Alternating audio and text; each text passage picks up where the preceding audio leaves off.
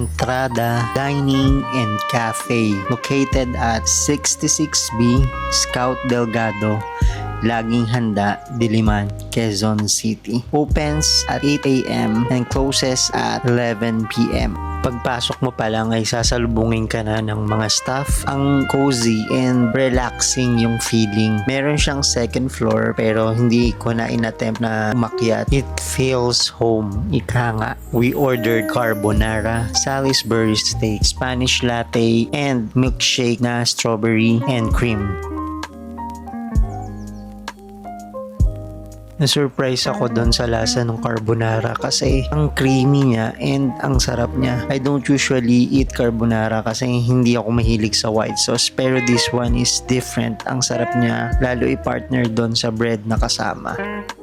And then yung Salisbury steak, all I can say is ang yummy niya together with gravy. Naalala ko habang kinakain ko to is yung lasa ng burger steak or Salisbury steak doon sa Pancake House. And at that time, sarap na sarap ako. Halos pareho yung lasa nila. And ang sarap niyang nguyain kasi ang lambot-lambot niya. And of course, masarap siya i-partner doon sa garlic rice at egg na kasama.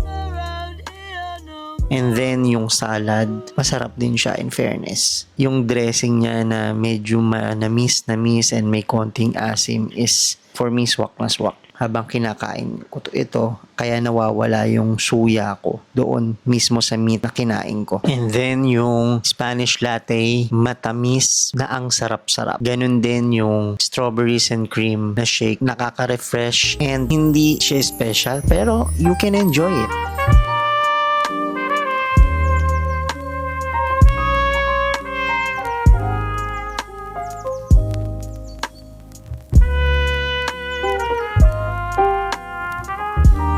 Malinis yung CR, comfy nga yung place, hindi siya ganun kaluwag pero hindi naman din siya masasabing masikip. Okay din siya if you want to work here remotely, and napansin ko nga maraming gumagawa nun dito. Yung problem lang na nakita ko dito is yung parking, parang 3-car garage lang siya, and yung sa street parking medyo masikip, paunahan siya talaga. The ambience, yung place, okay, yung service, okay, yung taste ng food is okay na okay for me. Hindi masyadong malamig yung place, hindi rin siya mainit. For me, it's good enough para tumagal ka doon ng ilang oras if you're working. So, ayun lang. I think I can recommend this place. Masarap siya kainan, masarap siyang stayan. And try nyo. I think magugustuhan nyo rin dito. So, ayun lang. I hope you like this video, share, and subscribe. Thank you so much, and God bless us all.